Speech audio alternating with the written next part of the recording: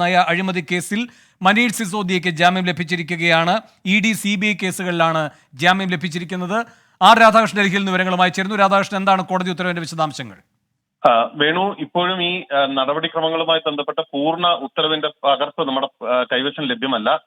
തുറന്ന കോടതിയിൽ പറഞ്ഞിരിക്കുന്നത് കാര്യങ്ങളിൽ ഏറ്റവും പ്രധാനപ്പെട്ട ഇതാണ്: മനീഷ് സിസോദിയ ജയിലിൽ കഴിയുന്ന കാലയളവ്, അതുമായി ബന്ധപ്പെട്ട് ഉണ്ടായ കാലവിളംബം, അത് രണ്ട് കേസുകളിലെയും വിചാരണ അടക്കമുള്ള നടപടികൾ അത് നീണ്ടുപോകുന്നത് ഒരു തരത്തിലും അംഗീകരിക്കാൻ സാധിക്കുന്നതല്ല.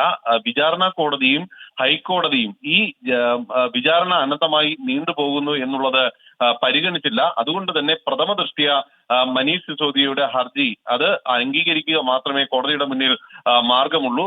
രണ്ട് ഏജൻസികളുടെ കേസുകളിലും, അതായത് CBIയുടെയും EDയുടെയും കേസുകളിൽ മനീഷ് സിസോദിയയ്ക്ക് ജാമ്യം അതിനാൽ അനുവദിക്കുന്നു എന്നുള്ളതാണ് കോടതി വ്യക്തമാക്കിയിരിക്കുന്നത്. ഈ നടപടിക്രമങ്ങൾ വൈകുന്നതുമായി ബന്ധപ്പെട്ടിട്ട് EDയും CBIയും നൽകിയിരിക്കുന്ന ആ വിശദീകരണങ്ങൾ തൃപ്തികരമല്ല എന്ന നിലപാടും കോടതി വ്യക്തമാക്കിയിട്ടുണ്ട്. അന്വേഷണവുമായി ബന്ധപ്പെട്ട് വേഗത്തിൽ കാര്യങ്ങൾ മുന്നോട്ട് പോകുന്നു എന്നായിരുന്നു കോടതിയെ ഇതുവരെയും ധരിപ്പിച്ചു വന്നത്. പക്ഷേ രേഖകൾ പരിശോധിക്കുമ്പോൾ കാര്യങ്ങൾ മുന്നോട്ട് പോകുന്നത് ആ വിധത്തിലുള്ള വേഗതയുണ്ടോ എന്നതിനെ സംബന്ധിച്ചിട്ട് കോടതിക്ക് സംശയമുണ്ട്. അതുകൊണ്ട് മനീഷ് സിസോദിയയ്ക്ക് ഉപാധികളോടെ ജാമ്യം അനുവദിക്കുക മാത്രമാണ് കോടതി ഇപ്പോൾ ചെയ്യുന്നത് എന്ന് വ്യക്തമാക്കി. ജസ്റ്റിസ് BR ഗവായ് അധ്യക്ഷനായിട്ടുള്ള ബെഞ്ചാണ് ഈ തീരുമാനം കൈക്കൊണ്ടിട്ടുള്ളത്. മനീഷ് സിസോദിയ അദ്ദേഹത്തിന്റെ പാസ്പോർട്ട് കോടതിയിൽ സമർപ്പിക്കണം. അത് അടക്കമുള്ള ജാമ്യ ഉപാധികൾ അംഗീകരിച്ചാൽ അദ്ദേഹത്തിന് ജാമ്യ വിധത്തിലേക്ക് എത്തും. ഏതായാലും മനീഷ് സിസോദിയെ സംബന്ധിച്ച് വലിയ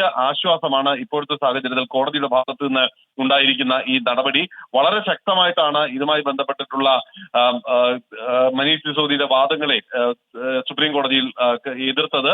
ഈ കേന്ദ്ര സർക്കാർ പ്രധാനമായും വ്യക്തമാക്കാനായിട്ട് ശ്രമിച്ചത്, അഡീഷണൽ സോളിസിറ്റർ ജനറൽ വഴി പ്രധാനമായിട്ടും വ്യക്തമാക്കാനായിട്ട് ശ്രമിച്ചത്, ഈ കേസുമായി ബന്ധപ്പെട്ട് 2023 ഫെബ്രുവരി 23 മുതൽ മനീഷ് സിസോദിയ ജയിലിൽ കഴിയുകയാണ്. അദ്ദേഹത്തിന് കഴിഞ്ഞ കാലയളവിലെല്ലാം ഈ അന്വേഷണവുമായി ബന്ധപ്പെട്ടിട്ട് എല്ലാവിധത്തിലുള്ള നിയമപരമായിട്ടുള്ള ആനുകൂല്യങ്ങളും സർക്കാർ തന്നെ അല്ലെങ്കിൽ ഏജൻസികൾ തന്നെ ലഭ്യമാക്കിയിട്ടുണ്ട്. ഇപ്പോൾ ജാമ്യം അനുവദിച്ചാൽ കേസിന്റെ അന്വേഷണത്തെ അത് ബാധിക്കും, നടപടിക്രമങ്ങൾ വൈകുന്ന സാഹചര്യം ഉണ്ടാകും എന്നതടക്കമുള്ള വാദങ്ങളാണ് ഈ അഡീഷണൽ സോളിസിറ്റർ ജനറൽ കോടതിയിൽ ഉന്നയിച്ചത്. പക്ഷേ കോടതി ആ വാദങ്ങളെ പ്രോത്സാഹിപ്പിച്ചില്ല. മറിച്ച് ജയിലിൽ കഴിയുന്ന ഒരാളുടെ വിചാരണ വേഗത്തിൽ ലഭ്യമാകാനായിട്ടുള്ള അവകാശം അത് സംരക്ഷിക്കേണ്ടത് അനിവാര്യമാണ് എന്ന് കോടതി വ്യക്തമാക്കി. ഇതിന്റെ അടിസ്ഥാനത്തിലാണ് ഇപ്പോൾ ഈ നടപടിക്രമങ്ങൾ കോടതി പൂർത്തിയാക്കി അദ്ദേഹത്തിന് ജാമ്യം അനുവദിച്ചിരിക്കുന്നു. ആർ രാധാകൃഷ്ണൻ ഡൽഹിയിൽ നിന്ന് വിവരങ്ങൾ നൽകിയത്. സുപ്രധാനമായ വാർത്തയാണ് വരുന്നത്. ദില്ലി മദ്യനയ അഴിമതി കേസിൽ മനീഷ് സിസോദിയയ്ക്ക് സുപ്രീം കോടതി ജാമ്യം അനുവദിച്ചിരിക്കുകയാണ്. CBI ED കേസുകളിലാണ്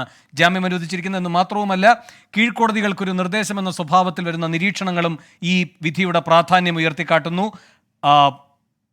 അനന്തമായി ഇങ്ങനെ വിചാരണ നീളുന്നത് ഹൈക്കോടതിയും അതുപോലെ തന്നെ വിചാരണ കോടതിയും പരിഗണിക്കുകയുണ്ടായില്ല എന്ന സുപ്രധാനമായ ഭാഗവും കൂടി ഈ വിധിയുടെ ഉള്ളടക്കത്തിൽ ഉണ്ട്. ആപ്പിന്റെ പ്രതികരണവും വന്നിട്ടുണ്ട്. സുപ്രീം കോടതി വിധിക്ക് നന്ദി അറിയിക്കുന്നുവെന്ന് സഞ്ജയ് സിംഗ് MP പ്രതികരണവും വരുന്നു.